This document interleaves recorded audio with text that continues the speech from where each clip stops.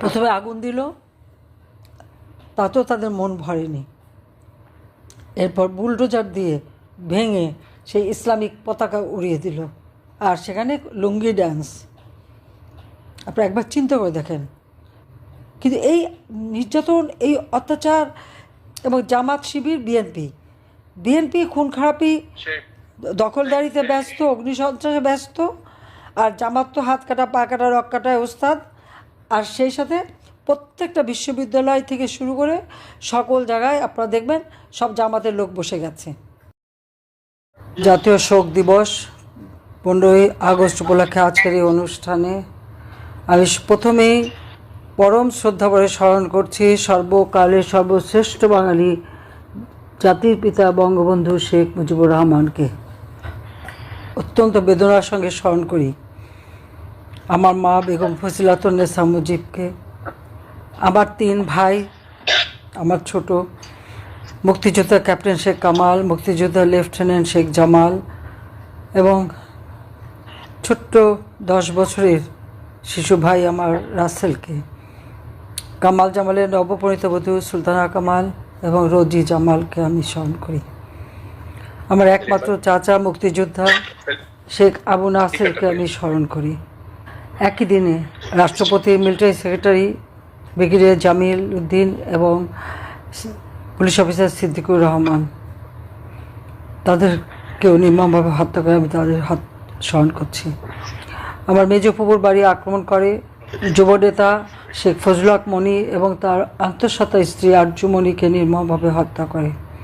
আমার সেজ ফুপুর বাড়িতে আক্রমণ করে আমার ফুপা আব্দুর রব সাইনিয়াবাদ, মুক্তিযোদ্ধা সংগঠক, এবং তার 10 বছরের ছেলে আরিফ, 13 বছরের মেয়ে বেবি, 4 বছরের নাতি আবুল হাসান আবদুল্লার ছেলে সুকান্ত বাবু, এবং তাদের বাড়িতে আরও ছিলেন সাংবাদিক শহীদ সাইনিয়াবাদ, মুক্তিযোদ্ধা, এবং রেন্টু, সে ছিল সাংস্কৃতিক কর্মী এবং কাজের লোকজন সহ আরও অনেককে সেখানে হত্যা করে। 15ই আগস্টে যারা শাহাদাত বরণ করেছেন তাদের আত্মার মাগফিরাত কামনা করছি।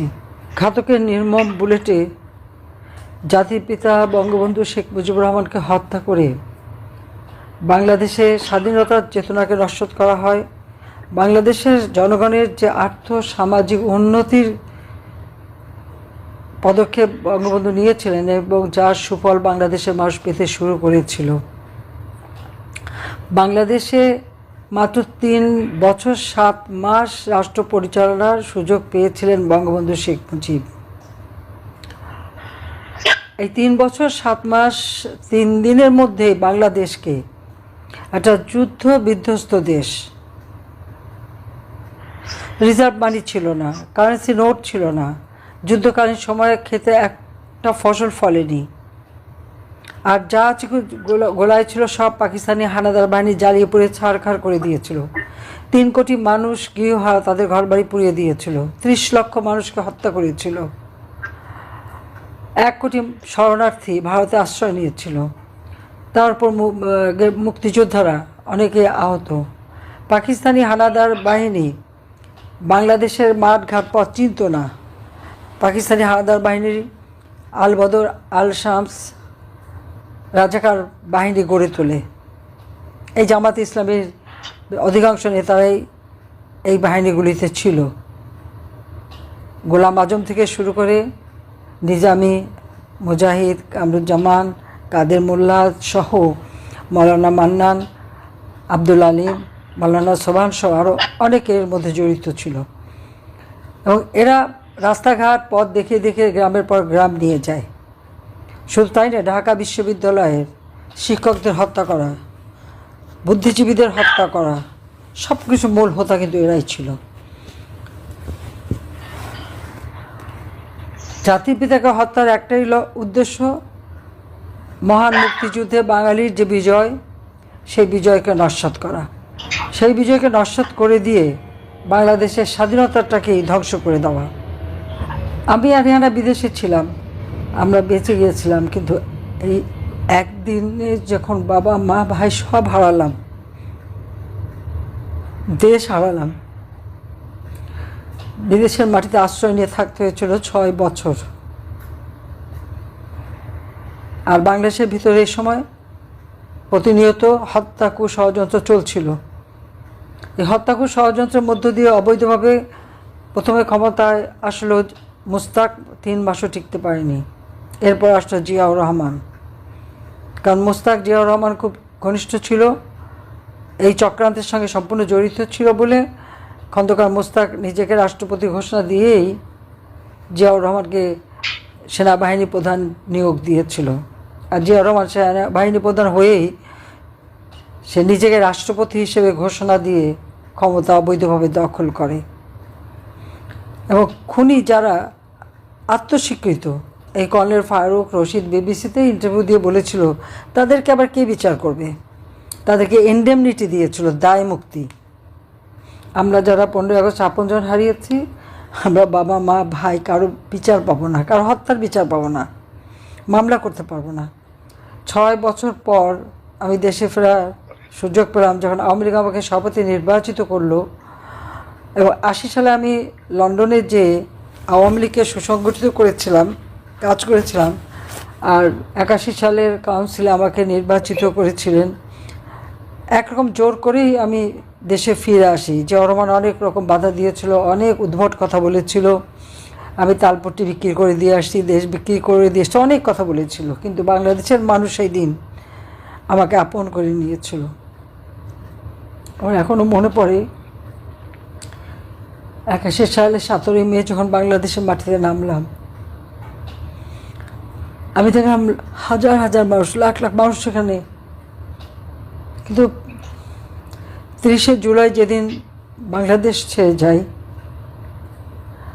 কামাল জামাল রাসেল, কামাল জামালের নবপরিণত বধূরা সবাই এয়ারপোর্টে ছিল। কিন্তু আমি ফিরে এসে তাদেরকে তো আর দেখলাম না। কিন্তু আমি পেয়েছিলাম বাংলার মানুষকে, আর পেয়েছিলাম সারি সারি কবর। সেই দিন থেকে ঘোষণা দিয়েছিলাম এবং সিদ্ধান্ত নিয়েছিলাম, এই বাংলার মানুষই আমার পরিবার। যে বাংলাদেশের মানুষের অধিকার প্রতিষ্ঠা করতে চেয়ে সেই 1948 সালে ভাষা আন্দোলন থেকে শুরু করে ধাপে ধাপে বাংলাদেশের মানুষকে স্বাধীনতার চেতনায় উদ্বুদ্ধ করে জাতিপিতা বঙ্গবন্ধু শেখ মুজিবুর রহমান এই দেশকে স্বাধীন করেছেন। আমরা মুক্তিযুদ্ধে বিজয় অর্জন করেছি, দেশ শত্রুমুক্ত হয়েছে, বাংলাদেশের মানুষের আর্থসামাজিক উন্নতি করেছেন। বাংলাদেশের ইতিহাসে প্রবৃদ্ধি 9% তুলেছিলেন জাতির পিতা বঙ্গবন্ধু শেখ মুজিবুর রহমান। আজ পর্যন্ত কেউ সেটা পারেনি। এই পাকিস্তানি হানাদার বাহিনী আমাদের নারী সমাজকে, সেই 14 বছরের শিশু কন্যা থেকে শুরু করে বহু মহিলাদের নিয়ে পাকিস্তানি হানাদার বাহিনীর ক্যাম্পে দিয়েছিল তাদের বিনোদনের জন্য। দিনের পর দিন তারা ধর্ষিত হয়, তাদের শরীর ক্ষতবিক্ষত, তাদের যে কি দুরবস্থা ছিল সেটা আপনারা হয়তো এখন কল্পনাও করতে পারবেন না। তো তখন অনেকেরই লেখা আছে, অনেক কিছু খুঁজে দেখতে পারেন। সেইভাবে তাদেরকে নির্যাতন করা হয়। জাতির পিতা বঙ্গবন্ধু শেখ মুজিবুর রহমান তাদেরকে যখন মুক্তিযুদ্ধের পর উদ্ধার করা হয়, তাদের চিকিৎসার ব্যবস্থা করেন, দেশ বিদেশ থেকে ডাক্তার নার্স নিয়ে তাদের চিকিৎসা করান। আমার মা নিজে তাদের হাসপাতালে দেখতে যান, তাদেরকে দেখতে যান এবং এদেরকে সুস্থ করে তুলে। অনেক মেয়েদের হয়তো বাবা মা তাদেরকে ঘরে ফেরত নিতে চায়নি। আমার মা আয়োজন করেছিলেন, গণবিবাহ দিয়েছিলেন। প্রত্যেকে নিজের দাঁড়িয়ে থেকে সেই বিবাহ দেন। এই বিবাহের সময় প্রশ্ন ওঠে বাবার নাম, বাড়ির ঠিকানা। জাতির পিতা বঙ্গবন্ধু শেখ মুজিবুর রহমান বলে দিয়েছিলেন আমার মাকে যে বলে দিও তাদের বাবার নাম শেখ মুজিবুর রহমান, বাড়ির ঠিকানা এই ধানমন্ডি 32 নম্বর 677 প্লটের যে বাড়িটি, এই বাড়িটি তাদের ঠিকানা। আমার কিছু গহনাগাটি ছিল, আমি মাকে নিয়ে দিয়েছিলাম যে মা এদেরকে, আমার লকারে রাখা ছিল বলে বেঁচে ছিল, বাসা তো লুট হয়ে গিয়েছিল, আমি সেগুলো তুলে দিয়েছিলাম মায়ের হাতে, তুমি ওদেরকে উপহার দাও। মা নিজেও দিয়েছিলেন যেটুকু ছিল। আমাদের গ্রামের বাড়ি পুড়িয়ে দিয়েছিল, সব আত্মীয় স্বজনের। আমাদের 32 নম্বর পাকিস্তানি হানাদার বাহিনীর দখলেই ছিল, সব লুটপাট করেছিল। আমার মা, আমি, জামাল, রেহানা, রাসেল আমাদেরকে গ্রেপ্তার করে ধানমন্ডি, বর্তমান 9A, তখন ছিল 18 নম্বর বাড়ি, 18 নম্বরের 26 নম্বর বাড়ি, এখন একটা মাল্টি স্টোরেড বিল্ডিং, তখন ছিল একটা একতলা বাড়ি, আমাদের সেখানে বন্দি করে রেখেছিল। আমি তখন অন্তঃসত্ত্বা ছিলাম। আমার ছেলে জয় কিন্তু ওই বন্দিখানায় তার জন্ম হয়।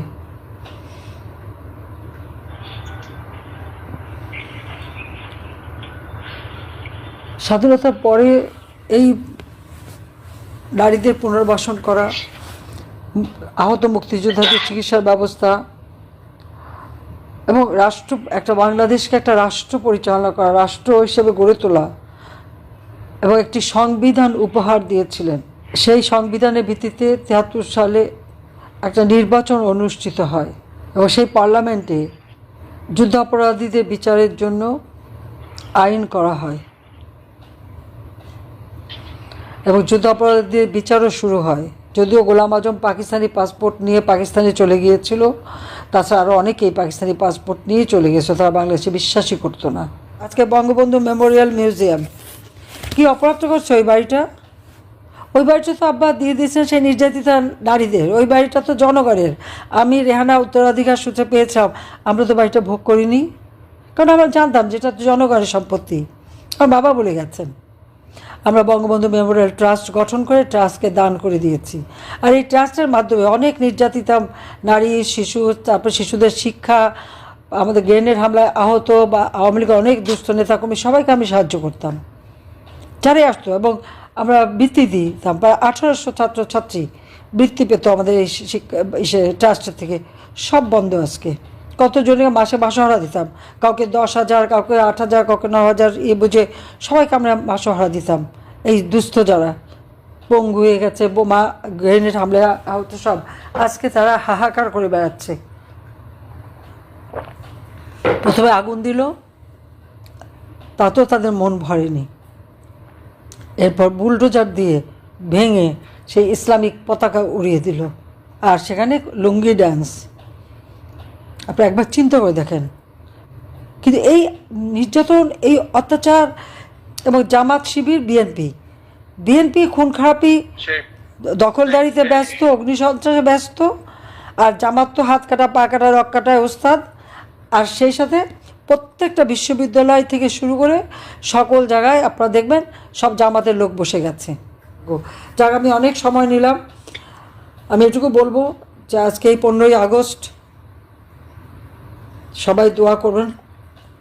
এই আগস্ট মাসের কোনো অনুষ্ঠান তারা করতে দেবে না, ঘোষণা দিয়েছে।